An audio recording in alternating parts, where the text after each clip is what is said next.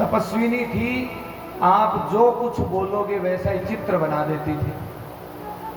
तो उषा ने बताया कि मुझे स्वप्न में एक राजकुमार आता है जो मेरा वर्ण करता है और मानो मैं उसके साथ रह रही हूं। चित्रलेखा ने एक चित्र बनाया, उसके बताए अनुसार उसने मुखौटा आदि सब बनाया।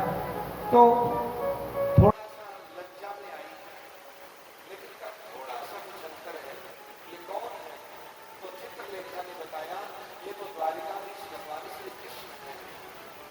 तो बोले थोड़ा सा कुछ अंतर है। अब चित्रलेखा ने फिर दूसरा चित्र बनाया जिसने थोड़ा सा और अंतर किया।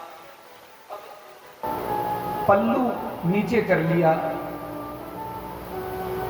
उषा ने, कहा ये भी है तो ऐसे से ही, लेकिन थोड़ा सा और अंतर है। तो बताया ये द्वारिकाधीश भगवान श्री कृष्ण के सुपुत्र प्रद्युम्न जी हैं। अब थोड़ा सा और परिवर्तन करके जब बनाया तो बोले ये वर्तमान युवराज अनिरुद्ध हैं, प्रद्युम्न जी के। तो अब अंगूठे के नाखून से धरती कुचलने लगी, बोलने लगी।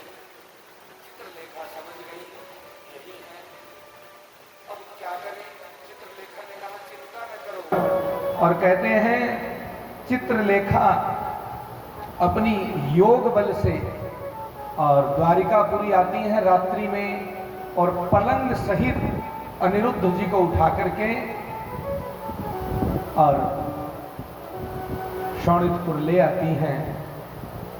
जब ले आई तो अंदर चुपचाप दोनों रहने लगे। कुछ दिनों बाद द्वारपालों को ऐसा लगा कि उषा जैसी थी वैसी नहीं है। पहले चुप चुप सी रहती थी, अब ये हास्य में रहती है, एकदम प्रसन्न रहती है। कुछ लक्षण परिवर्तन से लग रहे हैं। जाकर के बाणासुर को सूचना, बाणासुर अत्यंत पराक्रमी था, भगवान शिव का भक्त था, बहुत ज्ञानी भी था, किंतु रावण की कुकोपी था, आप यूं कह सकते हैं। भगवान शिव से जाके भिड़ गया एक बार। पहले तो तपस्या करी, भगवान शिव से 10,000 भुजाओं का बल मांग लिया, और फिर एक दिन भगवान शिव से जाके भिड़ गया। बोले भगवान थोड़ी मेरे साथ पहलवानी कर लो। भगवान ने कहा भाई मैं पहलवानी करने के लिए थोड़ी हूं, मैं तो अपने राम का ध्यान करता हूं। बोले आपने मुझे इतनी ताकत दे दी, मेरे साथ भिड़ने वाला तो कोई बनाया ही नहीं। भगवान शिव ने देखा इसको बहुत घमंड हो गया है, अभिमान हो गया है। भगवान ने एक झंडा दिया कि ये ध्वज ले जाके अपने महल पे लगा लो, जिस दिन ये ध्वज नीचे गिरे उस दिन मानना तुम्हारी भुजाएं भी गिर जाएंगी।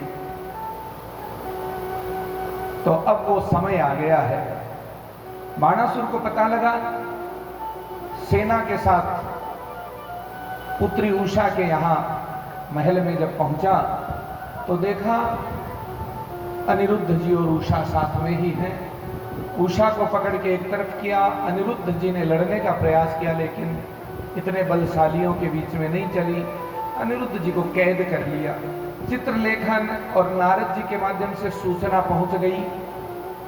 भगवान श्री कृष्ण ने अपनी संपूर्ण नारायणी सेना के साथ भगवान गरुड़ जी पे सवार होकर के और आक्रमण करते हैं। आक्रमण का विस्तार तो बहुत है